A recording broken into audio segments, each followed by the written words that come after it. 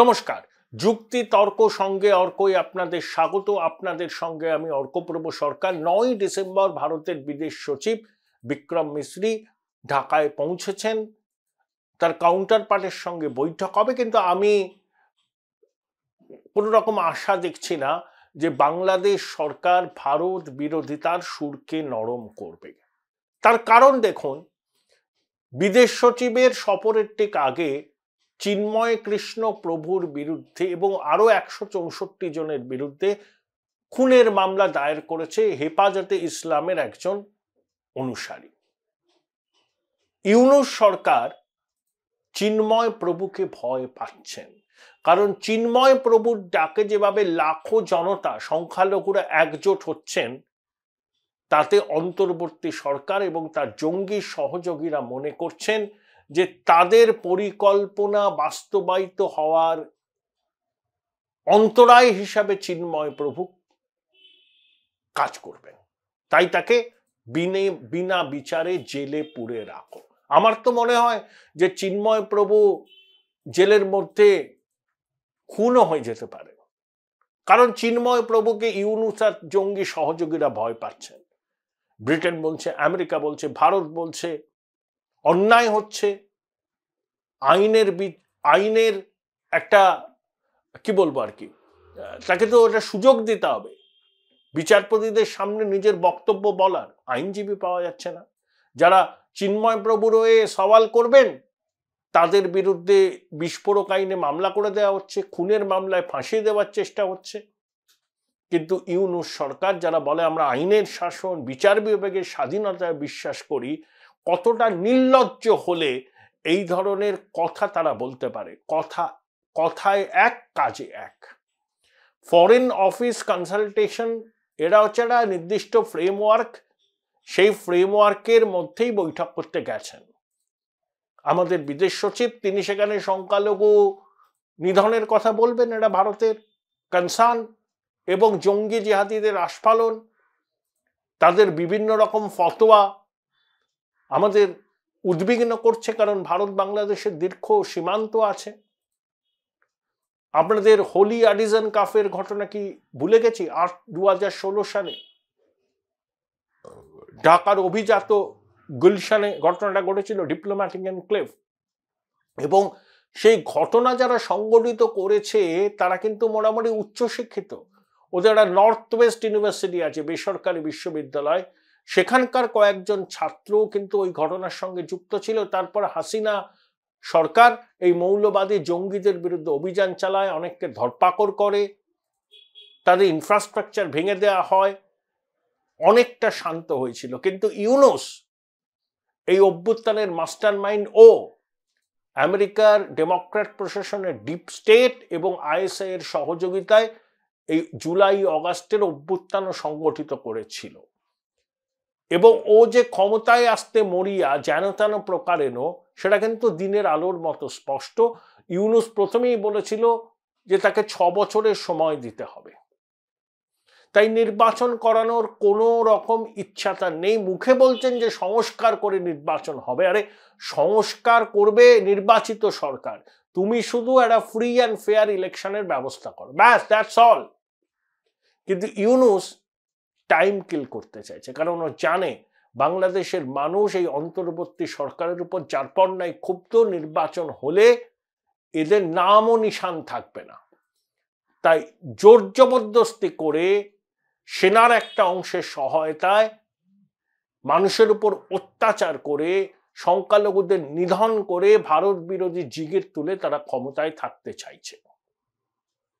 এবং এটাই ক্ষমতায় টিকে থাকার জীবন কাঠি। ভারতের বিদেশ সচিবের সঙ্গে মিষ্টি মিষ্টি কথা হবে, ইউনূসের অন্তর্বর্তী সরকার কিছু প্রতিশ্রুতি দেবে, কিন্তু একটা প্রতিশ্রুতি কিন্তু বাস্তবায়িত হবে না, মিলিয়ে নেবেন। আবার ধর্মীয় সংখ্যালঘুদের উপাসনাস্থল অপবিত্র করা হবে, মাতৃশক্তিকে খুন করা হবে, যেরকম চট্টগ্রামে হলো, একজন মহিলাকে মাথায় আঘাত করে খুন করা হলো, তার গলায় তুলসীর মালা পর্যন্ত ছিনিয়ে নেওয়া হয়েছে। ধর্মীয় সংখ্যালঘুদের বিরুদ্ধে ধর্মদ্রোহের মিথ্যা অভিযোগে তাদের গ্রেপ্তার করা হবে। একটা একটা ইস্কন্দর ধৈরা ধৈরা জবাই কর স্লোগানবাজি চলবে, কোনো কিছুর পরিবর্তন হবে না। এবং চিন্ময় প্রভু শেষ পর্যন্ত অক্ষত শরীরে জেল থেকে বেরোতে পারবেন কিনা সনাতনীদের মনে এই নিয়ে বিস্তর প্রশ্ন আছে। আমি দেখছিলাম গণমাধ্যমে, সমাজ মাধ্যমে অনেকে আশঙ্কা প্রকাশ করছেন তাকে বিষ খাইয়ে খুন করা হতে পারে, কারণ চিন্ময় প্রভু এখন বাংলাদেশের ধর্মীয় সংখ্যালঘুদের সমাবেশ বিন্দু। তাই তাকে জেলে ভরে রাখো, তাকে মিথ্যা মামলায় হয়রান করো, যাতে সংখ্যালঘুরা আর প্রতিবাদ করতে না পারে।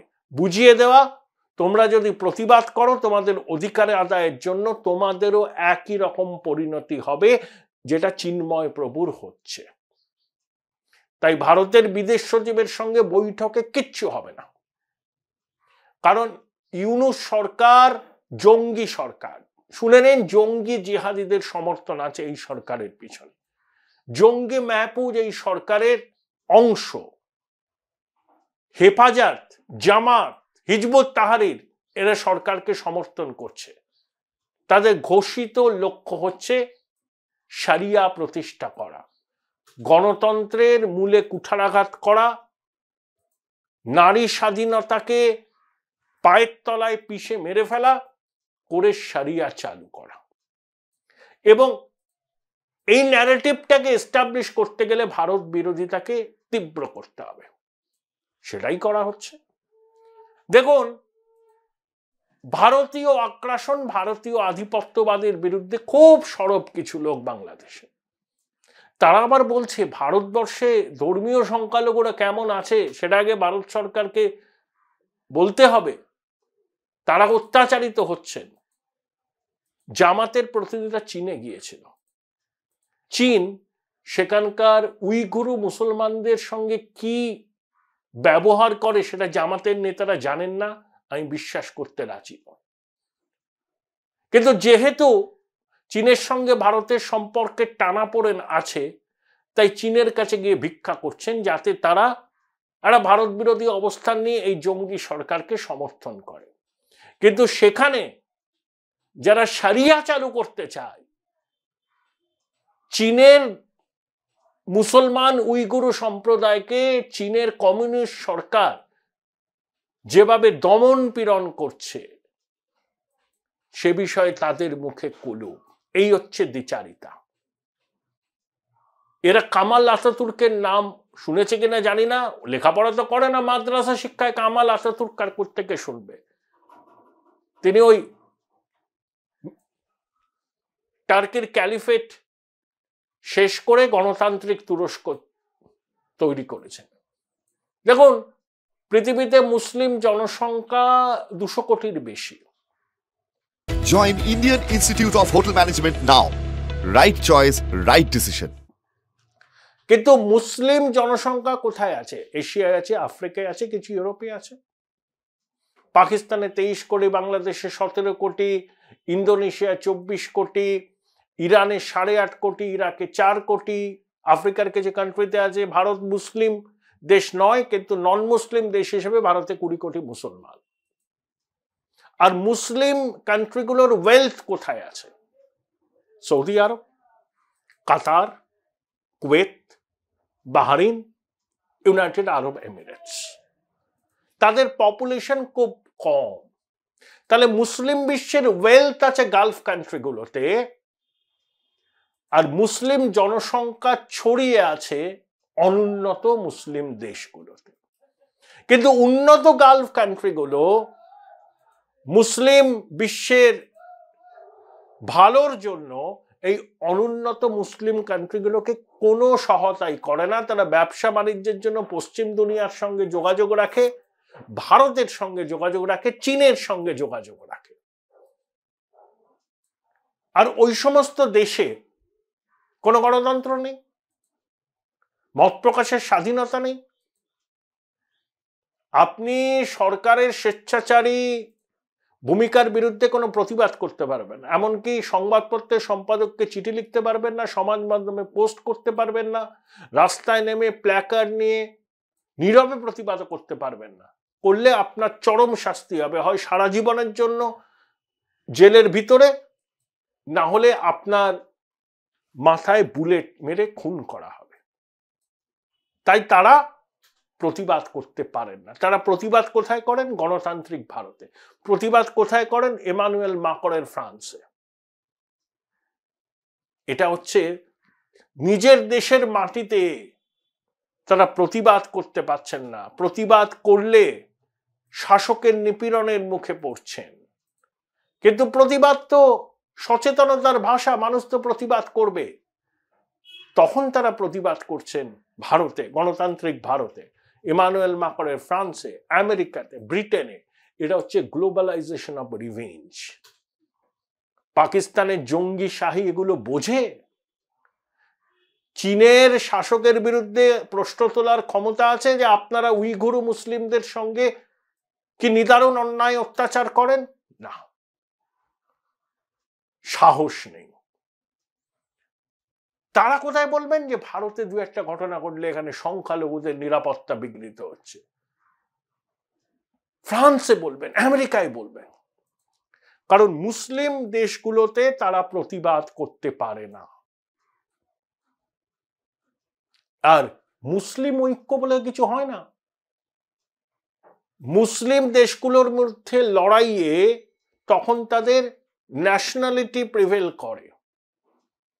আর মুসলিম ঐক্য বা ইসলাম খাতরে মে হয় লাস্ট আফগানিস্তানে নাজিবুল্লাহর সরকারের পতনের সময় ওই জেহাদি ইসলাম একজোট হয়েছিল, তাতেও আমেরিকার ভূমিকা ছিল। আর 67 সালে আরব ইসরায়েলের যুদ্ধে। তারপরে কোথায় হয়েছে?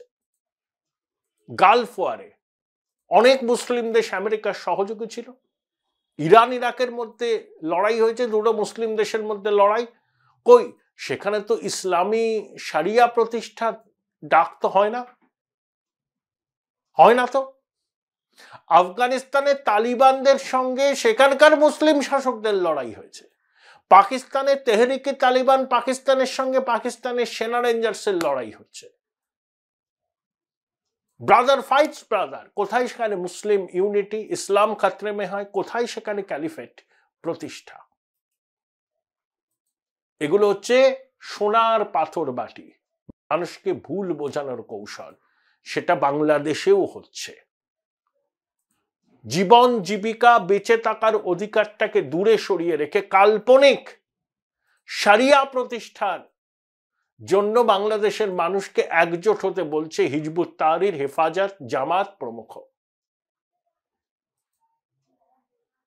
নানা রকম যুক্তির অবতারণা করছে। কিন্তু বিশ্ব রাজনীতি কি বলে? মুসলিমরা নিজেদের মধ্যেই সব থেকে বেশি লড়াই করে এবং সেখানে আমেরিকার পক্ষ নেয় অনেক মুসলিম দেশ। গালফ ওয়ার, ইরাক ইরান যুদ্ধ সব জায়গাতেই হয়েছে। এবং আফগানিস্তানে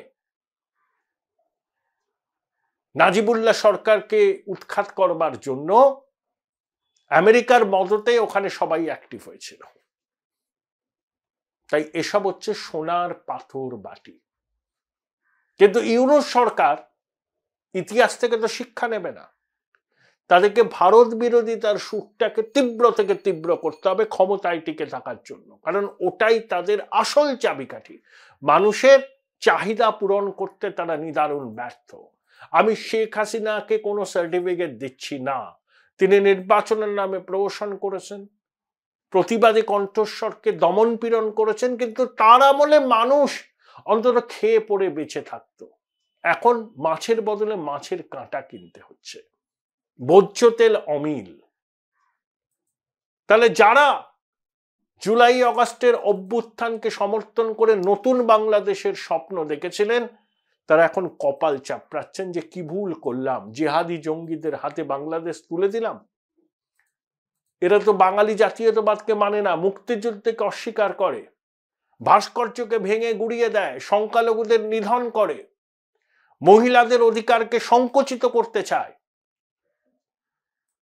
এই বাংলাদেশকে চেয়েছিলেন যারা জুলাই আগস্টের অভ্যুত্থানকে সমর্থন করে পথে নেমেছিলেন বা নৈতিক সমর্থন করেছিলেন? বুকে হাত দিয়ে জবাব দিন, কমেন্ট বক্সে আপনারা লিখুন। আপনাদের অনেকের হৃদয়ে বাংলাদেশ, কিন্তু এই বাংলাদেশ চেয়েছিলেন। ভারত বিরোধিতা করে টিকতে পারবেন না। 3 দিক দিয়ে ভারত দিয়ে ঘেরা। ভারত সুপার পাওয়ার, 4র্থ বৃহত্তম অর্থনীতি। কতগুলো আমচা চামচা বেলচা প্রাক্তন সেনা বলছে 4 ঘন্টা না 4 দিনের মধ্যে কলকাতা দখল করে নেব। এগুলো বালো খিল্ল, ছাগলের ব্যা, গুরুত্বই নেই। আসলে বলে অন্তর্বর্তী সরকারের কাছে এগুলো তো অবসরপ্রাপ্ত, যদি কিছু পাম্প পোস্ট পাওয়া যায়, দ্যাটস অল। বাংলাদেশ জানে তাদের শক্তি কতটা। বিক্রি দেশ, ভারতের উপর নির্ভরশীল দেশ। বাংলাদেশের সাধারণ মানুষের প্রতি আমাদের কোনো বিদ্বেষ নেই, কিন্তু জঙ্গি জিহাদিদের হাতে বাংলাদেশ চলে গেলে আমরা ব্যবস্থা নেব। বাংলাদেশের মানুষকে নিশ্চিত করতে হবে জঙ্গি জিহাদিদের হাতে তারা বাংলাদেশ তুলে দিতে চান কিনা, ভারতের সঙ্গে তারা কি সম্পর্ক রাখতে চান। বাংলাদেশে যারা ভারত বিরোধিতা বলছে, ভারতীয় আধিপত্যবাদ বলছে, তারা চরম অকৃতজ্ঞ। ভারত ছাড়া বাংলাদেশ স্বাধীন হতো না। দীর্ঘদিন ধরে বাংলাদেশের পরিকাঠামো ক্ষেত্রে বলুন, অন্যান্য ক্ষেত্রে ভারত সহায়তা করে চলেছে। শেখ হাসিনার সময় দুদেশের সম্পর্ক সর্বকালীন উচ্চতায় পৌঁছেছিল, আর জঙ্গি ইউনুসের আমলে সব থেকে তলানিতে। তবে ওই বাসাদের ঘটনা থেকে ইউনুস আর তার জঙ্গি সহযোগীরা শিক্ষা নিন। বিপ্লবের পরে প্রতি বিপ্লব হয়। যে স্বপ্ন বাংলাদেশের মানুষকে ইউনুসরা দেখিয়েছিল, সেই স্বপ্ন তারা পূরণ করতে পারেনি। তাই বাংলাদেশের জনতাই এবার তাদের দেশ ছাড়া করবে, শুধু সময়ের অপেক্ষা মাত্র।